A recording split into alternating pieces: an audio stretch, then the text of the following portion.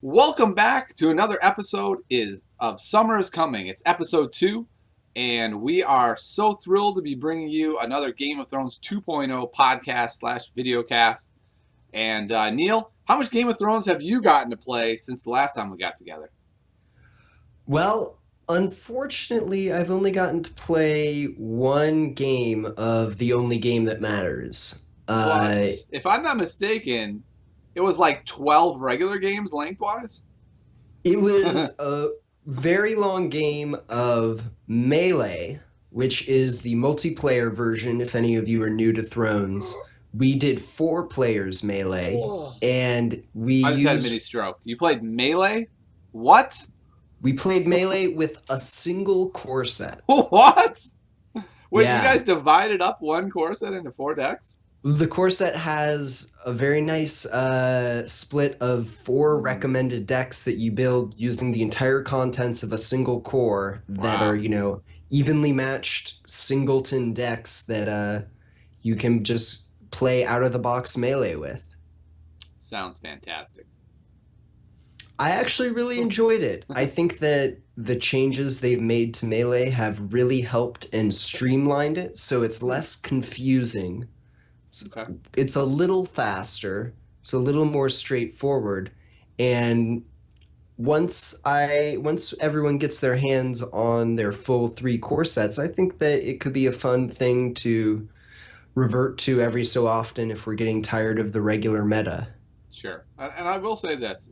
If you know me, you know that I hate Melee. But I don't hate Melee on the face of it. What I hate is competitive Melee of like, all right, I'm going to screw you so you get fourth and my friend gets third and all the shenanigans and horribleness that comes with it. If it's just a straight up, let's play Melee and see who can win, that's a little bit more fun than like screwing over John Bruno just for the hell of it. That, of course, is amazingly fun. Yeah. All right, so Yeah, I so it's a lot of fun, and I ended up winning, so that's what really matters. that is the only thing that matters. So congratulations, sir. 1-0 Thank. this week. That is a better record than I had. I think I played about maybe 10 or 12 games since we were last here. Most of them with the same deck. I think I only lost 2 of those games, and they were both to really bad situations where one was like I get a turn 1 Bob, and then my opponent gets the turn 1 boost your military claim to clear Bob, and it's like, okay, well, I just lost. Yeah. But that happens occasionally. It's frustrating, but it will happen. All right, so played some Thrones this week. Let's get into the first topic that I really want to talk about. There's been a lot of hubbubaloo surrounding what do you do? Do you play Fealty or do you play Banner? Now, I went on record last week and said, listen, Banner is going to be better in almost every scenario. I'm sure there's some time Fealty's better, but it's going to be really rare. And I was pretty confident and happy with that statement. And then Staten went on the card game DB board and said the exact opposite, that if you don't play Fealty, you're an idiot. So, Neil, am I an idiot for not usually playing Fealty?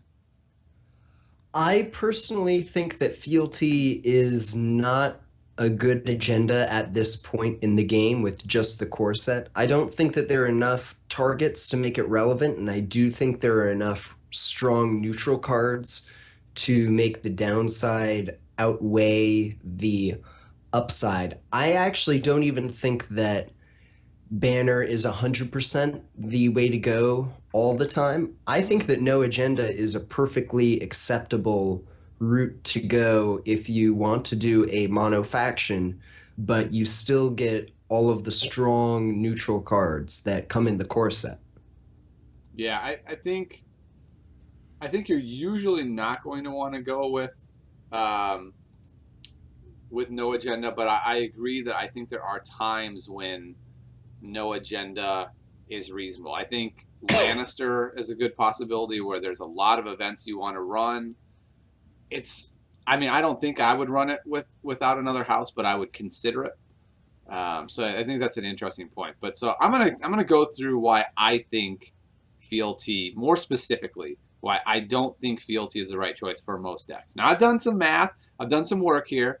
I have Uh-oh. decided that there are 16 cards every deck wants to run that are neutral. And we'll go through them real quick. And then there's actually more. but there's 16 where I think they start. So and this is my own personal opinion, you can disagree. I think you need, at a minimum, 2 Hands Judgment, 3 King's Road, 3 Rose Road, 2 Rattleshirt Raiders to get rid of that pesky Milk of the Poppy, 2 Littlefingers, 2 Milk of the Poppies, and 2 Bodyguards. And Neil, that's 16 cards already, and I can see you saying, but Tiny, don't I want 3 Milk of the Poppies? Tiny, I kind of like to run 3 Rattleshirt Raiders and 3 Littlefingers. And I would say, Neil, Fealty is not your agenda then. Well, Fealty's already not your agenda if you're at 16 neutrals Yeah, because it's limited to 15. exactly. And we haven't even counted the stuff that you want to run. Like, let's say you're a heavy intrigue deck and you want Tears of Bliss. Now you're at 19. You're cutting 4 of these core cards, which is really hard to do. Cutting 4 of that 16 is very difficult. And so basically the way that I address this is if you're running a house that can compensate for this. So let's say you're running Baratheon and you have Lomies as a way to get rid of... You mean Crescent? Yeah, sure. Crescent. We'll call him whatever his real name is. So if you have Crescent to get rid of attachments, then you don't need Rattleshirt Raiders. So now you just knock that number down to 14. Now maybe you can get there. Let's say you're running a deck where you're like, I don't really need bodyguards. They're just not that useful. Okay, now you got down to 14. Maybe you can make it happen. But I think your deck has to have a way to be able to work around that magical 16, 17 if you want varies number. And if you can't, then it's just not viable. And as I look through the houses in a non-careful manner, I haven't gotten to them all really with a fine-tooth comb yet, most of them I look at that and I say, there isn't a way around this. Like, you just have to. And then the flip side is, most houses, there are not 45 cards that you're happy playing. Right. Yeah. And I'm not going to play Fealty if it means I'm going to top deck cards and go, what? Why is this in the deck? Oh, right, because I'm playing Fealty. If that ever is the situation, screw Fealty. I don't want it. I don't want to play the Star Wars LCG where half the cards you draw, you're like, I hate this card. Okay, cool, now I got a good one. That's not what Game of Thrones is about. Game of Thrones is about having 60 good cards in your deck. It's a low blow, Mr. Grimes. I only went there because you were here, Neil. I was like, this will get him right in the mood. I do agree. I had been thinking similarly about the required cards. My only compunctions with your list would be, I think you can maybe get away with running 1 Rattleshirt Raider, maybe less if you really are going to just depend on your confiscation. Wow. But other than that, yeah, I think that you kind of need the rest of those cards. Yeah.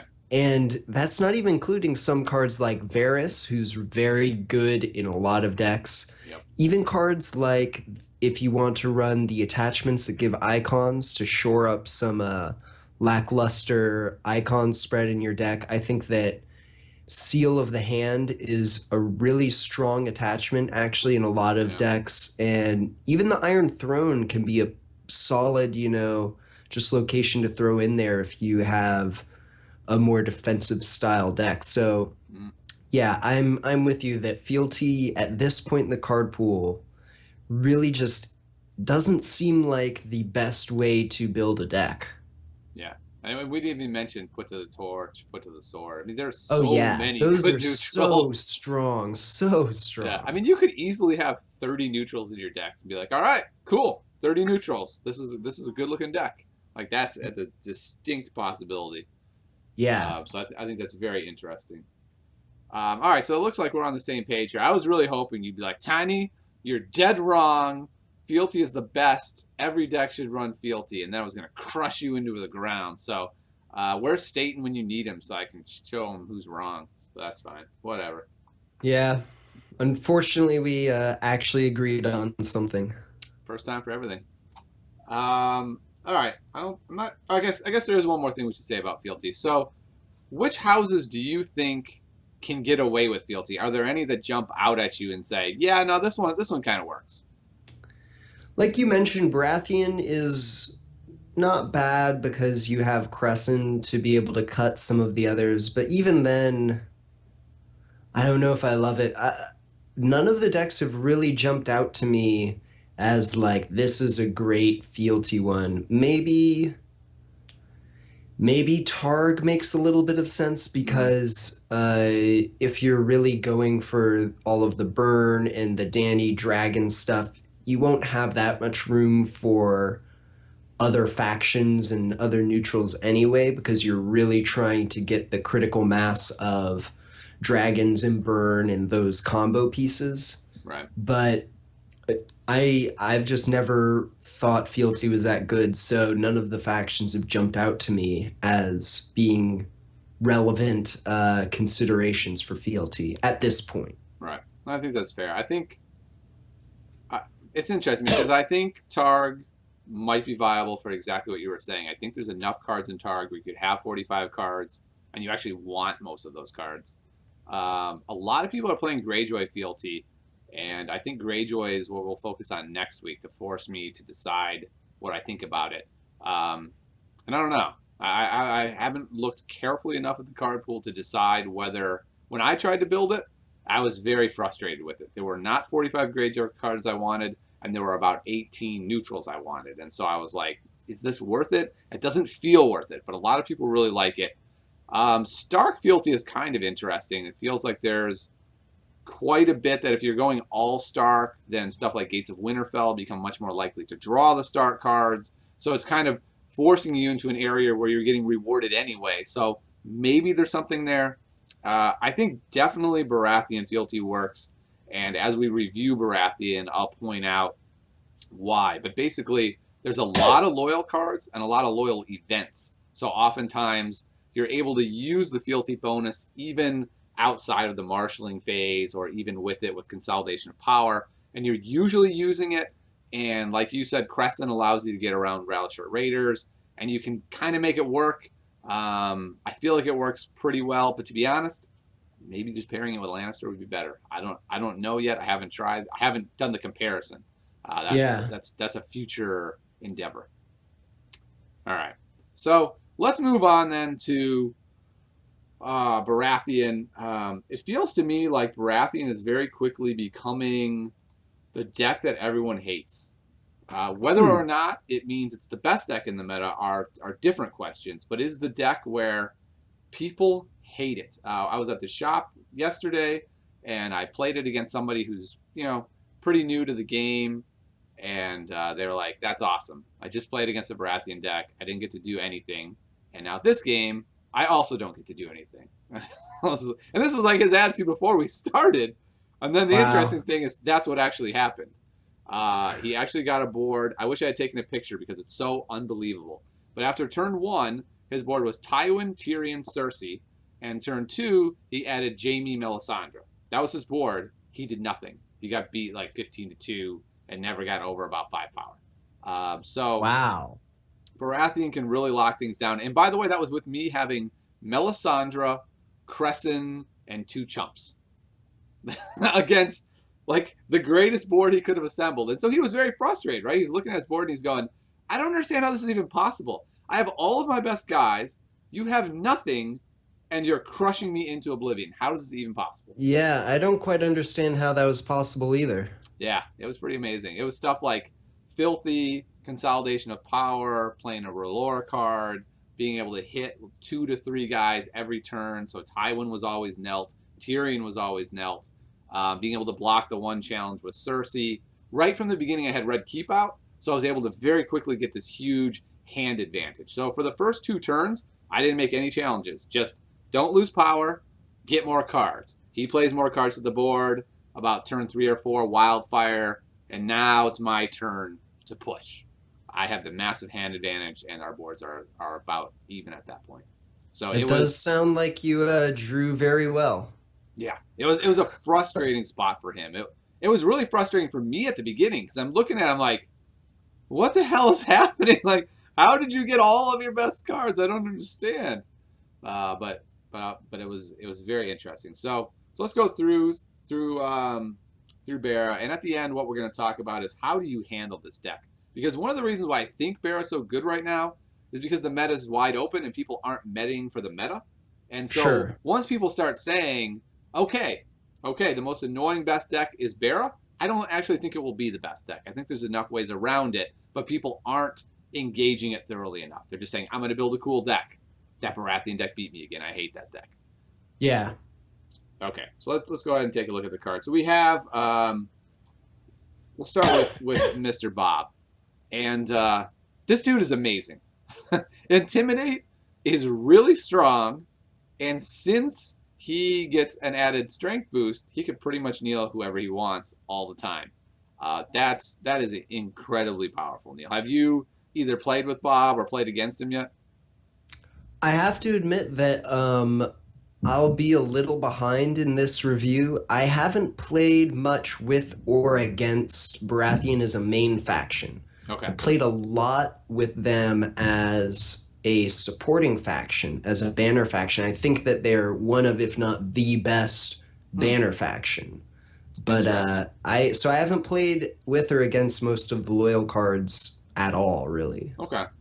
I'm going to rebut you on that claim. I thought that at first, and the more I've looked at the card pool, the more I think they're not a good support faction. And this is my reasoning, and you can tell me if you think I'm dead wrong, which I very well may be. You're dead wrong. Hey, you got to at least let me have a shot at this. So my theory is, if you're going to play Melisandre, you're having to put a lot of resources into playing her. You're probably playing 3 of her. And then you're playing the R'hllor cards, but you don't get all the R'hllor cards. You only get some of them. So you have like this whole inconsistent package that you shoved into whatever house you're playing. So for instance, when I was playing that friend of ours, he got Melisandre out immediately. And I was going, oh man, I'm really screwed if he starts just R'hllor every card. He never played a R'hllor card the rest of the game because there just aren't that many in his deck. He was drawing other things. You know that there's only one loyal R'hllor card, right? What's the one loyal R'hllor card? The attachment, Lightbringer. Okay, that one is the loyal one, and then... That's the only loyal one. Is that the only loyal one? Are you Yeah. sure about that? You might be sure about that. You might be right. So you can have 12 R'hllor cards, including Mel, in your deck. Okay. So it sounds like he got unlucky or didn't build his deck to maximize the R'hllor synergy. I think that's the other problem, is it's kind of hard to put in every R'hllor card. Because then, like, if you're playing Scene in the Flames, you need to have a R'hllor character. So you have to have that. The other thing is, if it's your support house, are you thinking like, okay, the first thing I have to do is play the R'hllor people, or are you playing the main cards? So I don't know. It feels like it's this interesting problem of you're sticking in this Melisandre package that is somewhat more inconsistent than it is to start with, and it's already slightly inconsistent. And so I don't know. For me personally, the more I've been thinking about it, the more I think, I don't know. I don't love it. I don't love having this. I already have some slight problems with Melisandre just normally because she is inconsistent, and having it in as a support role, I don't know. It just feels like when I look at Lannister, like if I look at a Melisandre package or a Tyrion package, I go, I don't know. I think Tyrion is better in my opinion, but I definitely agree that it's reasonable. I used to think it was probably the top. I think Lannister is probably the top choice. I don't know. I definitely disagree that it is really at all more inconsistent as a package in another house, because you're really losing maybe 1 to 2 R'hllor cards, if that. So I think that any problems with the inconsistency are really more with R'hllor in general, and it applies equally to a, Baratheon fealty deck or what have you. So I still think that it's one of the strongest supporting packages that you can grab in the game, especially to help decks like Night's Watch or Martell that want to play the slower, more controlling game. So it's definitely not as point and click maybe as Lannister, where it's just like, this is good in pretty much everything. But I think that where the Baratheon support is good, it's better. Okay, I could agree with that. That Lannister's a little bit more universal in its power, strength, and then Baratheon is a little bit more specialized in rounding out decks that are already going in that direction. I guess I could support you on that. Begrudgingly. That's all I ever ask. All right. So back to Bob. I think we finished with him, but I'm going to say with some hesitation that he's the best 7-drop in the game. Wow. I mean, he's really good. Really good. He's very strong. I'd say that there are definitely some other contenders. Tywin's also really, really strong. It's the Intimidate. The Intimidate is disgustingly good. And I'll talk about in a couple minutes some ways to really combo that Intimidate even more. But on his own, he's good. And then with some other cards, I think he's just way over the top. Okay. I mean, the same could be said for other 7-drops like Dany. Yeah. Oh, Dany's remarkable also. But she's more of like, on her own, if it's just Dany versus just Bob, I'll take Bob every day. Oh, definitely. But if you're bringing in the other cards that you're saying make Bob crazy, right, you have to also consider with Dany, the dragons make her even crazier. Yes. If you get all your dragons out, I'll give you Dany. I'll give you Dany every day. That's not quite as easy to make her amazing. All right. Fair. So we'll move to Stannis. Stannis is interesting. I'm not sure that he is as universal as everyone makes him to be. Just 3 of him in every Baratheon deck. He may be. I don't know. Maybe just the only deck you can build is Neil anyway. But I don't know. I'm a little bit hesitant about him. I feel like he screws me about half as often as he screws my opponent. Whenever I've played against Stannis, he always just pisses me off and is he is very frustrating to deal with, I've found, and he is just such a strong, any sort of global effect like that, which is why, things like the resets, like Wildfire and in 1.0 Valor, were always so game-changing, is because you can get a pretty large board in Game of Thrones and have quite a few characters. So any sort of effect like that with Stannis, especially paired with all of the rest of the Neil in the faction, he's just very frustrating. Yeah, I think he's one of the main reasons why people hate playing against Baratheon, because not only does all your stuff get knelt out, or not all of it, just the key pieces, Neil, just the key pieces. And then Stannis screws you even harder. It's like, all right, well, I still want to do challenges. And it's like, well, if you do, then the non-key pieces will never stand again. And then when you stand your key pieces, guess what? I'm going to kneel them all next time around. Yeah. So he's a frustrating guy for sure. He's one of those cards where I kind of wish he wasn't in the core set, because I feel like there's a couple of cards with new players that they really struggle with. One of them was Valor, and I think it was a very smart of FFG to not put Valor in this set. But Stannis is kind of up there with Valor in that really NPE, negative player experience mode, and so it's a little bit upsetting, but hopefully it'll work out. Yeah, I mean, they got to put some sort of Stannis in the core set just for thematic reasons, but man, he is frustrating. All right, let's move to I don't know, what's probably the key to all of Baratheon. It's funny that the 5-drop would be, the build-around card. It's not the 7-drop Dany. We have the 5-drop Melisandre.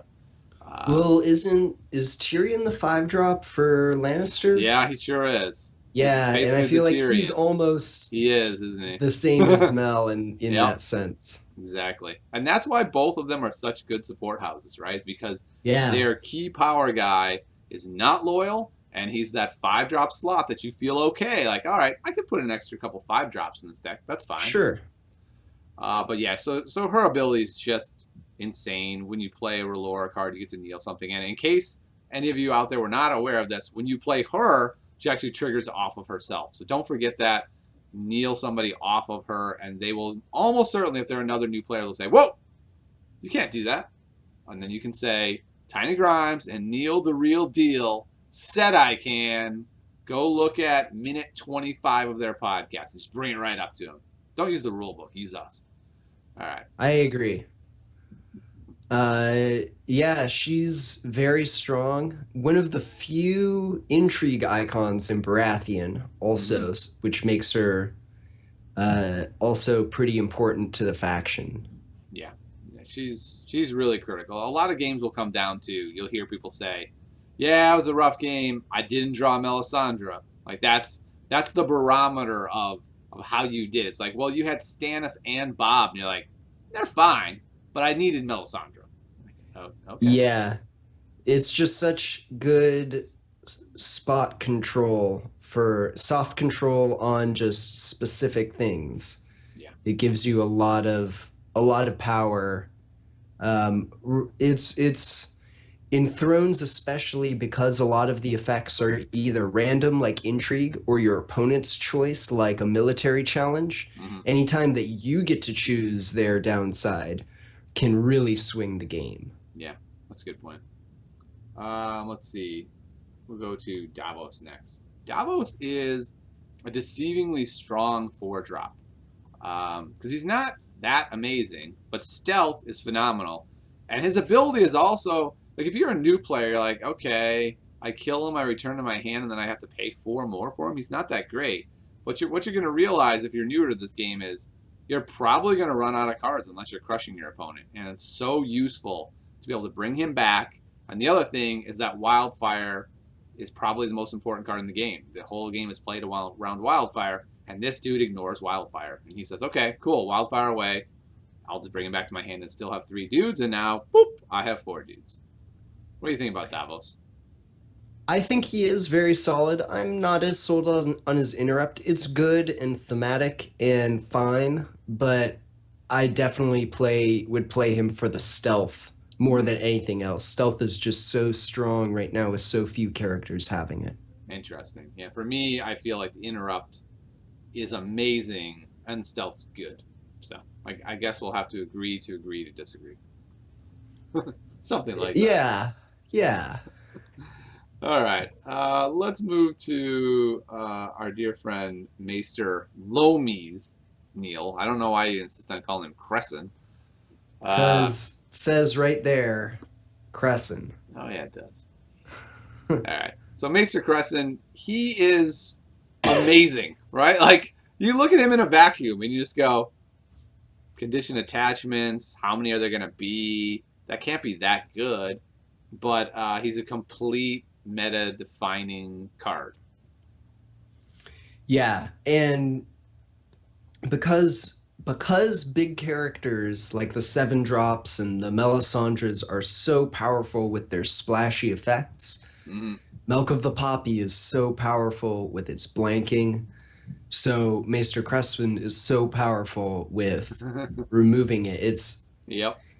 not quite rock paper scissors, but it's this kind of cascading causality that makes this otherwise pretty unremarkable character really good right now. In the Yeah. future, if there are more ways to control attachments or people just don't find room for Milk of the Poppy in their decks anymore, Yeah. then he will be one of the first cards to take the cut because Mm. if Milk isn't played, he's not played. Yeah, and especially not as a 2 of, right? I could easily see him hanging around in a deck as a 1 of, and I'm sure some people play him as a 3 of and just say, all right, go ahead, bring it. Bring your milks at me. I'm going to get rid of him every turn with Crescent. Yeah. And I've had a bunch of games already where you can kind of see it on your opponent's face, right? Like you play the Crescent and they look at you, they give you a frown, and then you intrigue them, you pull out their milk, and they're like, yeah, mm-hmm, yep, you were gonna lose this game until you played Crescent, and you're like, well, I did. so there goes your milk opportunities. Well, you just have to run more milks than they have crescents so that you can milk crescent and then milk Oh, their big guy. Yeah. there you go. There is a problem with your theory, and it's called confiscation, Neil.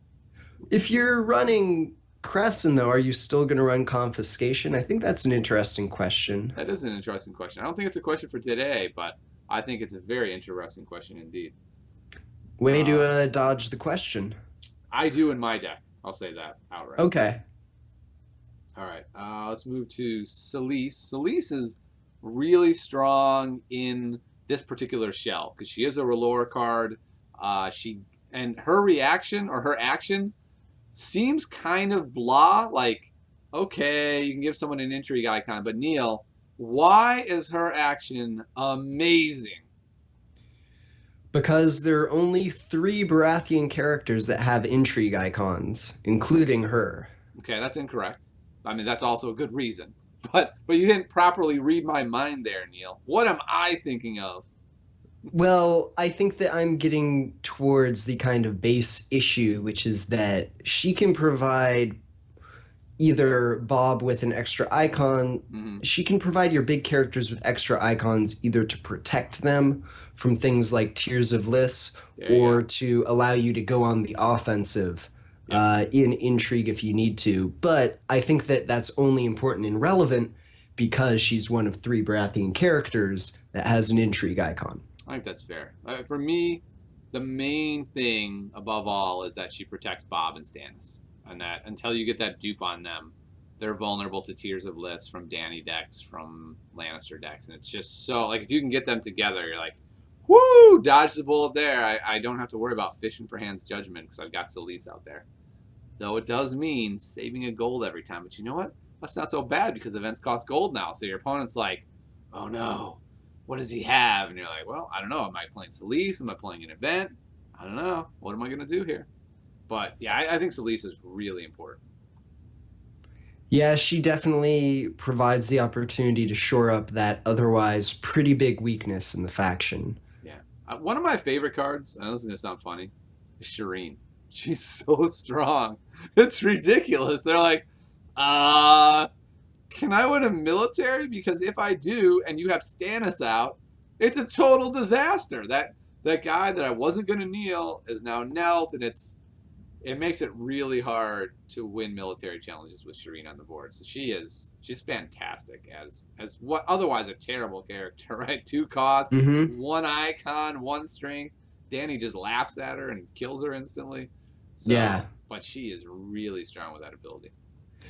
Yeah, it definitely just gives you an extra turn a lot of times. Yeah. Just kneeling their characters out and yeah, she's very strong. Definitely goes in most Baratheon decks. All Baratheon decks on at this point. Yeah. I can see maybe having trouble finding room for her if you're running Baratheon as the support house. Mm-hmm. I'm not sure I would play her in that deck.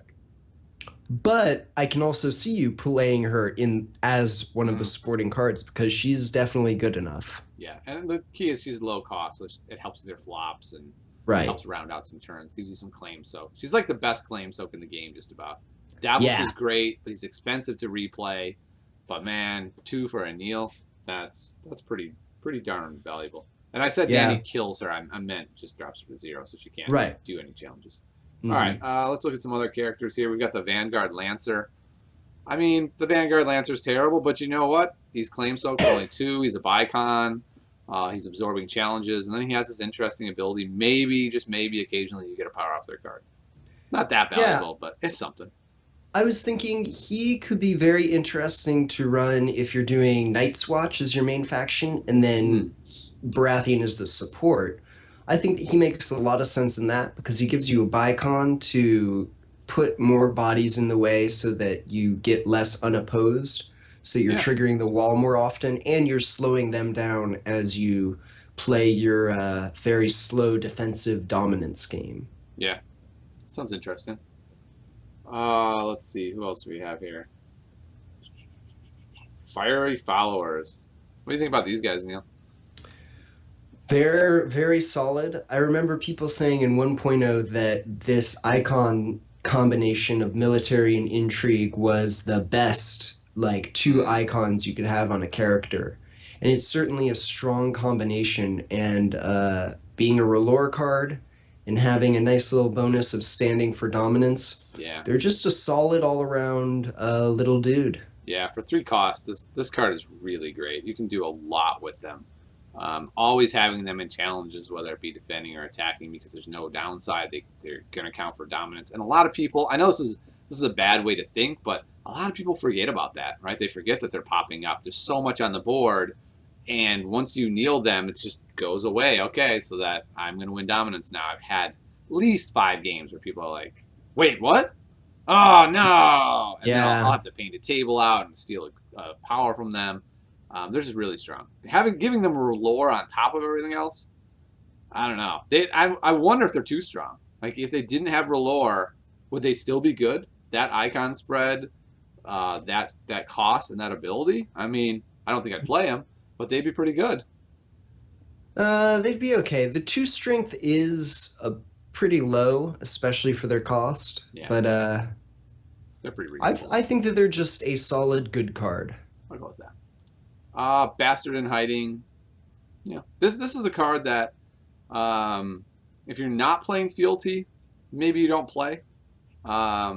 You probably have to because there aren't a lot of cheap good neutrals, but this will be a card that gets replaced. Right? This is one of those core set cards where a couple packs down the road you go, oh, cool, I don't have to play Bastard in Hiding anymore. There's some other more interesting 2-drop. It's fine having 2 drops, but they're not particularly interesting. Good, solid, regular card. And then we have the Dragonstone Faithful. Not much to say. Useful tool. Regular reducer. Let's look at the locations before we move to the more interesting pieces.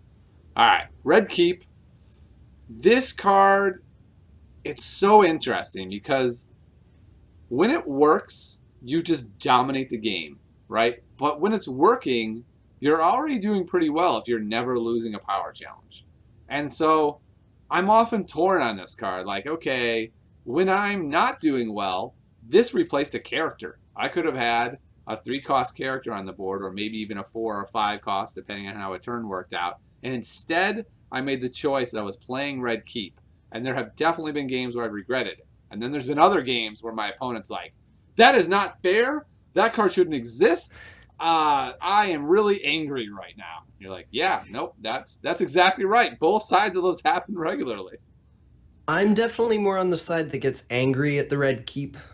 To me, the biggest thing about this card that makes it so unbelievably efficient is the contributing 2 strength to your power challenges on offense or defense. Yep.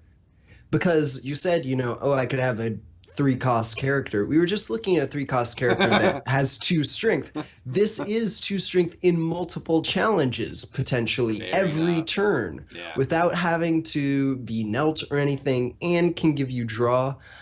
This card is, I think, a little over the curve. It's very, very strong, especially in this limited draw environment. Yep. And I run 3 of in all my Baratheon decks, so I would definitely agree that it's very strong. It's loyal, which helps if you're running Fealty. It's one of the many loyal cards that we've already seen that, like, if you're running 3 Bobs, 3 Stannis, 3 Red Keep, we're already at 9 loyal cards, and we're going to see more that we're probably running. And so it makes Fealty all the more useful when you have something like the Red Keep only costing 2. Like, a 2-cost Red Keep is disgustingly good. That's just ridiculous. Yeah, a 3-cost Red Keep is often still disgustingly good. Yeah, it's really funny because as the person playing it, I often kind of feel like it's a win more card. Like, okay, I'm not going to be winning any power challenges. Like, I'm losing on board, I can't play the Red Keep. Or I'm winning on board, I can play the Red Keep, but I was already winning on board. So it's very interesting. Yeah, I don't know. It's just compared to something like the Wall, which cost 1 more. Yeah. It gives +1 strength to all your Night's Watch characters. Sometimes that's a lot more relevant strength during a turn than 2 in a power challenge. Sometimes it's not. Yeah. And it gives you card draw, which, as opposed to power, power is how you win the game, but cards are how you don't lose and you win the game. Yeah, exactly. Card draw is how you win the game. Power is just a way to keep track of who's winning the game. It doesn't actually mean you're winning the game. It's just a little symbol. It doesn't mean anything. It's hand size and board. You're not wrong. All right. Let's move on to the other locations. The other ones are not nearly as exciting. We have the Dragonstone Port, which is just a basic reducer. Always useful. The Chamber of the Painted Table it's an interesting card because I'm often finding that with this deck, it's a little bit slow, and you can't kill their guys, so you're not half the time you're not even doing military challenges. You can't give up power challenges, so you have a lot of guys standing. And so this card synergizes really well with that type of approach of having a lot of guys still standing. And it really punishes them. Not only does it give you a power, it takes away theirs, so it also slows them down a little bit. So I like the card. I don't think it's amazing. I think in the future we probably won't run it. Right now I've been running as a 2-drop, and 2 copies of it, and I've been pretty happy with it. Yeah, I like this card a lot. It was a big part of why I won the melee game I was in. Ooh. Because I had this out and the Iron Throne, so I pretty much won dominance every round. Yep. And got to get 2 power off of that. I really like the card. I think it'll enable some interesting, more dominance and slower deck focused ones like Martell, like Night's Watch. If they're taking Baratheon, they might consider this card as a way to slow down their opponent while setting them up for a push at the end of the game. Yeah, I can see that. All right, well, let's move on to some of my favorite cards in the set, which are the events. So again, now we're at another loyal. So if we were going to run those 3 ofs, now we're at 12 loyals if we're running this as a 3 of. So let's keep track of that for fealty purposes. But this card is really good. Choose and kneel up to 4 total strength. Usually, you know what it means? Choose and kneel Tyrion. That's what the card says. And then occasionally it says other things. Yeah.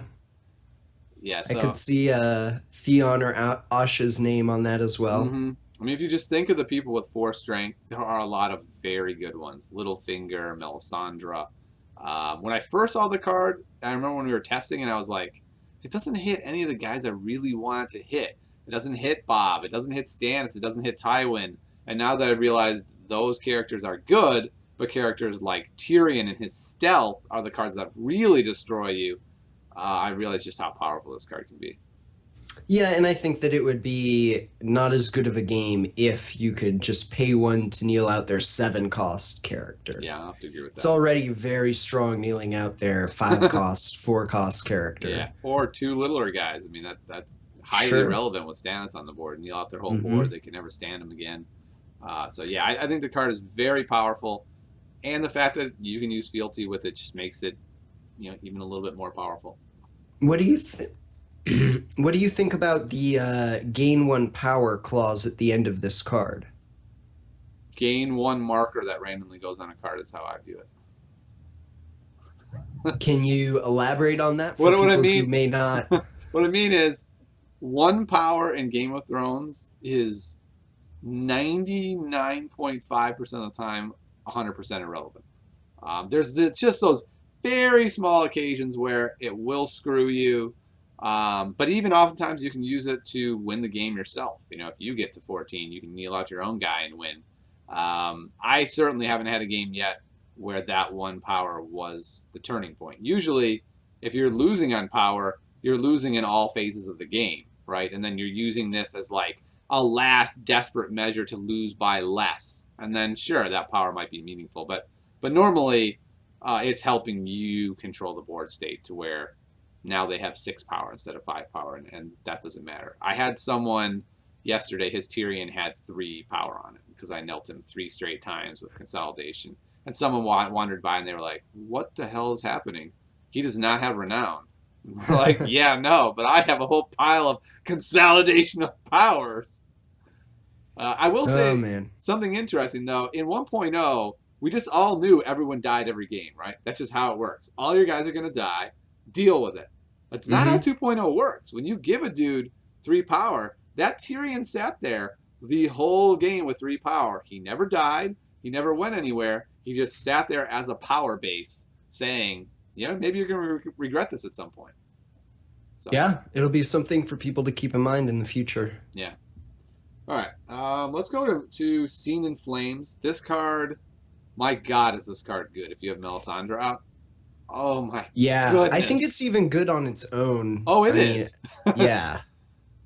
Yeah, but if you have Mel out, it's disgustingly good. 1 cost, kneel their best guy, and then take their best card from their hand.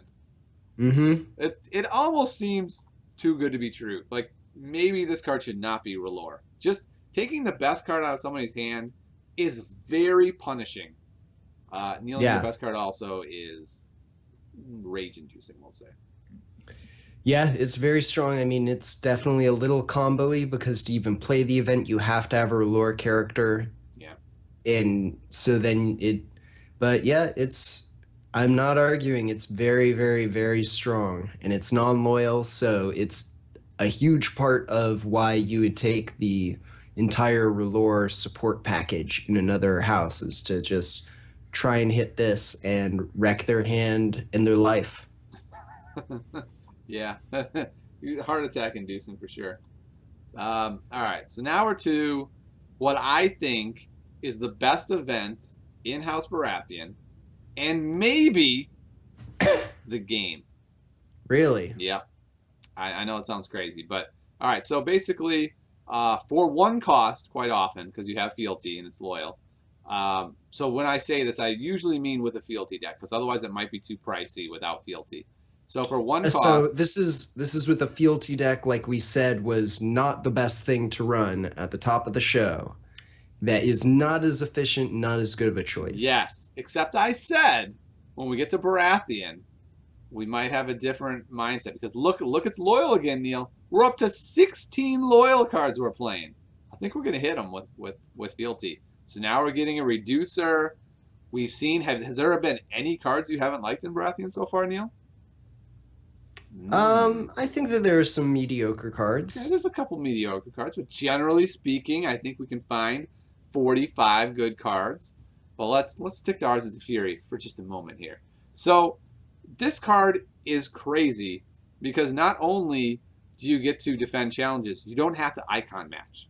So you can do something like you're going to power challenge. Fine, I have to kneel Bob to defend that. I get a renown. Oh, woe is me. I can't believe I'm screwed, and I can't use Bob as an offensive weapon this turn. Now you're going to intrigue? Sure. Bob's in the challenge. He wins the challenge. He gets renown. He stands. Now he gets to attack and kneel out a guy on the other side. I found it to be the biggest blowout card. I've had 3 games now where I've asked my opponent because I knew how I felt, and I said, "Where was the turning point of the game?" And it's always Ours is the Fury. I had that turn. It looked like this was going to be the beatdown turn for me, and that one card completely changed everything. It changed the scope of that turn, which then in turn shifted the whole scope of the game. And I've had that happen in at least 3 games, and in a couple other games I had it lined up. And then the turn before I could get it going, they intrigued it out of my hand, and it was kind of one of those things where I'm devastated, and they're like, "Oh, Ours is the Fury," and I'm going, "Really, really? That's your reaction to Ours is the Fury? The best card, at least in Baratheon, event-wise?" I don't know. See, I have a lot of mixed feelings about that because the scenario you describe seems very specific and like it should be pretty quickly learned to be played around. Yes, that's true. Because if you just intrigue challenge first, generally it's fine. You know, maybe you'll intrigue it out of their hand. Yeah. Maybe they'll have to use it to put a standing Bob into the challenge and then he doesn't get to stand again or anything. The guy has to be kneeling already, by the way. So that makes it even more situational. Yeah, even more situational. And for your situation where, you know, Power Challenge Bob wins it, then Ours is the Fury in to win an intrigue and stand, so then he can attack. That means that you're going second. Yeah. Which means that you're not really getting the value of Bob's giant intimidate, which is one of the biggest things about why he is so powerful. Except Baratheon often does want to go second, which sounds crazy, but because they have the kneel mechanic, oftentimes you want them to go first so that you can then kneel out the best guy that they played, and unless they already have their monsters out. You're right, though. It's really interesting. Once you get Bob out, it's a real tough decision. Do I want the Intimidate, or do I want the chance to kneel out their best guy and then maybe still get the Intimidate off to hit somebody else, even though I'm going second? But that is interesting. And you're right. Ours is the Fury. The dream scenario, I think, will become much less relevant as people become more of a well-versed with the card pool. I do think, though, it's still going to be really strong, especially with something like Stannis, where you have a lot of guys kneeling already, and it's just a situation of, well, I'm going to get to stand guys now because I will win a challenge because of this. And I think, and this is something we'll get to in a couple minutes, that standing is a really important tool right now because Baratheon is so strong, that I think standing is critical in all decks. And so this is one of Baratheon's prime ways to be able to stand. Yeah, I definitely think it is a strong card. I think it's a specific card, and I think Mm-hmm. it's a card that as people learn the card pool and learn how to deal with it, will become much less effective and will really mostly be at home in fealty decks where it does cost less. Yes. And they're not running as many cool, great, efficient neutral cards. Yeah, I could see that. I think in a non-fealty deck, it becomes a lot harder. 2 is hard to save. 1 is easy to save. Now, if you're running Support House Lannister and you've got your friend Tyrion, maybe not so hard, but that's a more specific scenario. Now we're getting deeper down the rabbit hole of have to having Tyrion, have to having Ours is the Fury, so that becomes harder. Yeah. Okay, there was actually, I remembered a card we missed when we were talking about characters. We didn't care about this card, but I need to find. Here we go. King's Hunting Party. Oh So yeah. it's terrible. Yeah, I mean the cost to strength ratio is really great. Yeah. But having only one icon and the ability is almost never relevant. It's not very good right now. Yeah. No. It's a card that will mature as the card pool matures, as there are more kings that everyone's playing, as there's cool things with armies. As this stuff comes into the card pool, we may see King's Hunting Party as a really good card at some point. But right now, when I build Baratheon, I go, oh, yeah, no, not playing this dude. Not a chance I'm playing this dude. Especially since I just said Bear doesn't care that much about winning military challenges. So that makes it even less useful. But I Yeah. did save one of the more interesting cards for last, which is Lightbringer. And Lightbringer on Robert Baratheon is disgusting. Like it is so good. And if you have Mel out already when you play it, you kneel a card to put it on Bob, and then you kneel 2/2s with Bob. That just doesn't even seem fair. Yeah, that is a very strong combo for sure. Yeah. Another thing I'm thinking is you can do really interesting things. So let's say you're in a really heavy kneel environment. You could do something interesting like put R'hllor on. Actually, it probably doesn't work. I was going to say put R'hllor on Melisandre. Then if she gets knelt, you can play Consolidation of Power on her. But I think you could probably only play that if she's standing. So perhaps that doesn't work. Yeah, I think they have to be standing already. Yeah. But since it's not terminal, what you could do is you could stick it on people like the Lancer or Shireen, people you know are going to die, and just turn after turn, you always are guaranteed a R'hllor card. So I think it really boosts the value of this card when we start thinking about attachments that way, because we're really not used to that, right? That attachments are coming back to you and that you can exploit them on that end. So I think it's interesting. And by the way, it's loyal. So I've lost track. What are we at, like 17 loyal cards now or something? 18 if you run 2 of it? We're up Yeah, to I a lot think of loyal 18 cards. if you're running 3 of all of them. Okay, yeah. So that's a lot of loyal cards. I think Fealty works pretty well. So let's circle back to our Fealty discussion with Baratheon. After looking at the card pool closely, does it look to you like Fealty satisfies a number of what we were talking about, of having to have cards that replace the important neutral cards, and having 45 cards in-house that you're comfortable with? I think if you're going to run Fealty, Baratheon's probably the best choice for it. I remain unconvinced that Fealty is still that good. Sure, even for Baratheon. Even for Baratheon, it seems like a fine choice, but I think that it is equally valid with the core set to go no agenda or certainly any sort of banner to add other very cool things to your deck. Yeah, and that's one of the next things I want to test is is it better with Lannister or not?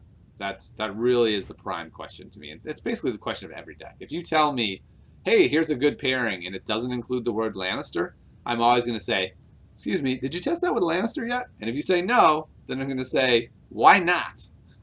And I'm in that same boat. I haven't tested it with Lannister. I look forward to doing so. That's such a Tiny Grimes way of thinking. It is. I'm like the Sith over here.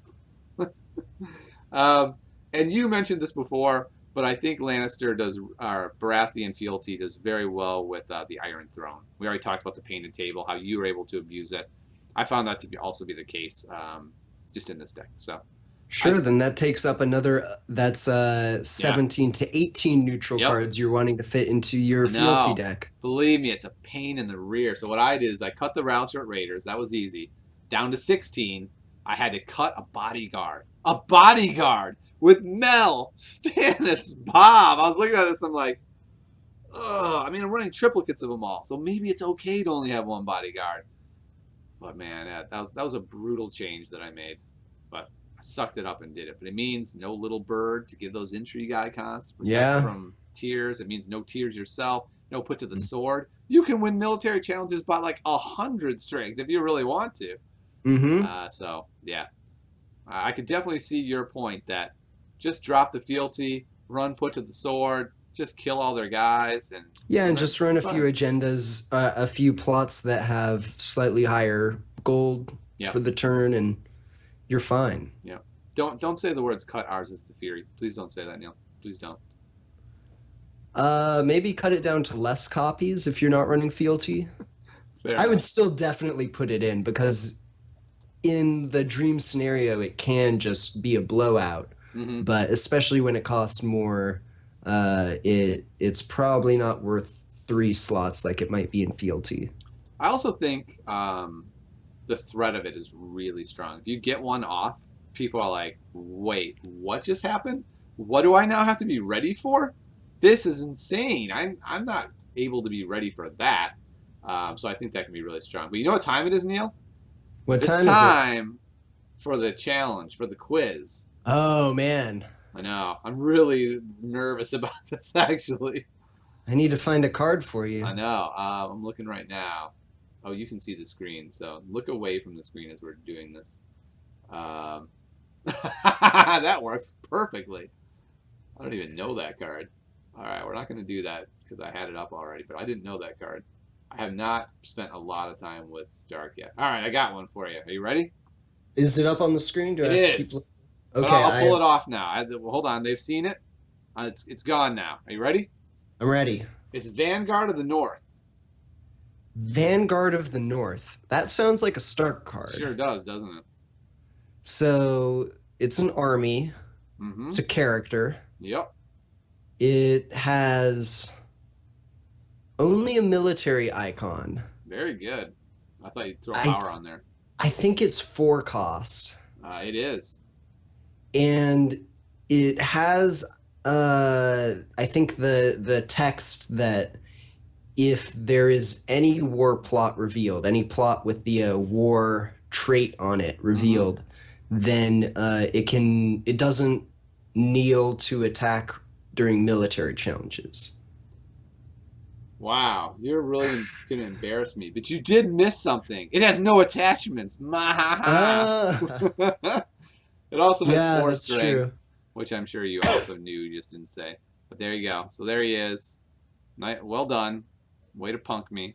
Now, what's your card? Tyrion? I know Tyrion. Ask me Tyrion. I think I will ask you... My comeuppance is what I call this. So, what is the card Unbowed, Unbent, Unbroken? It's a Martell event. Yep. I think it's only 1 cost. It's actually 0 cost. Ooh, 0 cost. Which one is this one? So there's... Oh, nuts. I think I'm probably wrong. I'm going to go with... I know what confinement says, so we're down to 2. But I think it's the one where if you lose a challenge, they cannot do a challenge of the type that you name. Yep. That's Yes! that's pretty much it. The only two little quibbles are that it's max one per challenge, so you can't Hmm. do double of them and finish shut down the rest of their challenges. And you can only play it if you are not the first player. Oh, yes, I knew that part. I just forgot that. Okay. Yeah, Martell is really weird because they have so many of those not the first player effects, and I feel like it makes it doubly hard to make them the support house because you have to be really careful. Like, okay, it's got a lot of good dudes. It has Arion, it has the Spearman. And they're like, wait, A, do I want to go second every time with this house? B, do I have the plot structure to allow that, or am I just wasting all of these aspects of the cards that make them so powerful? Yeah, that's definitely something that I've struggled with. I mean, in general, I struggle with building plot decks. I think that it's really key aspect and is something I'm really bad at, and hopefully we can discuss in a future episode. Yeah, so But, we were going to do that this week, and I yeah, decided I really like you to be bad at it, so I have a better chance of beating you. So we're gonna postpone that so I can keep beating you. Does that sound fair? beating me at oh, Thrones. at Thrones. We're I not see. talking about when I give you a beating for saying the wrong thing off camera. What are you doing? Don't reveal Sorry, secrets. sorry. All right, Uh, and I think actually, I think that wraps up today. You have anything else you want to talk about? um, Not in particular. All I right. think that I really want the game to actually release to the general public so that I can build all of the crazy ideas I have and watch them go down in flames. Yeah. Speaking of that, I feel really bad. I have two decks, right? But they have proxies in them because I only have two cores.